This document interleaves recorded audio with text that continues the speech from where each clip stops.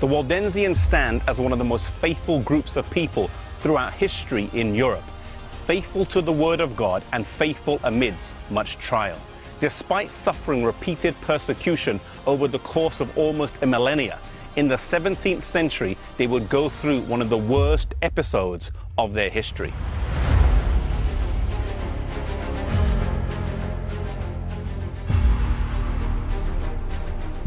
In January of 1655, the Duke of Savoy gave the Waldensians in the lower valleys a choice: either attend Mass or leave the valleys. Rather than compromise, some 2,000 believers journeyed across snowy rivers and hills in the dead of winter to be welcomed by their fellow believers in the upper valleys. But this was merely the calm before the storm. In April of that year, the Duke sent an army into the valleys, and on April the 24th, at 4 a.m., a Saturday, the massacre started.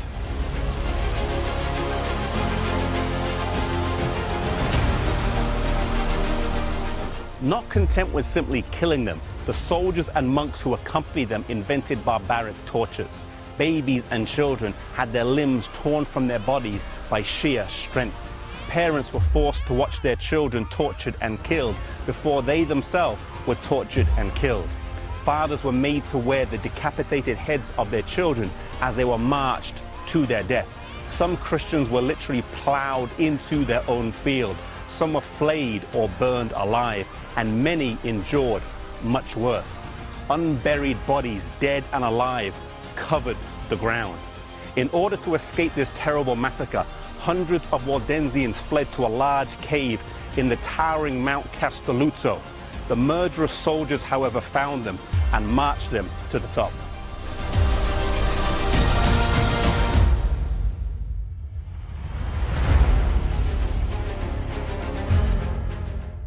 They came to this spot right here and were hurled over the edge to their death on the rocks below.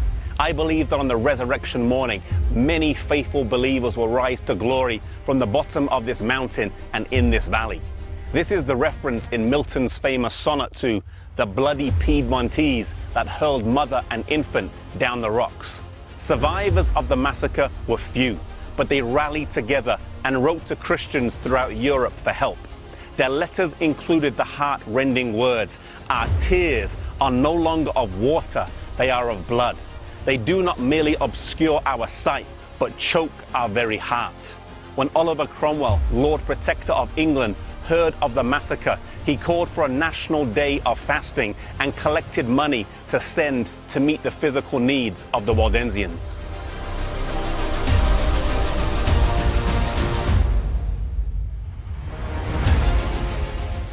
This was not the only instance of persecution, and it continued over 3.5 decades, from 1655 to 1689. During that time, more than half were driven from the valleys.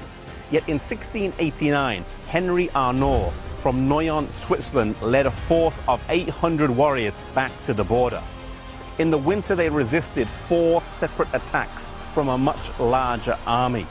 In spring, the papal armies returned with 22,000 soldiers, this time to fight a much smaller Waldensian force of just 400 men. Yet they were once again defeated, and not only that, not one of the 400 men was lost in this battle. They returned to the valleys in what was called the Glorious Return, reclaiming them once again as a place where they could live and worship.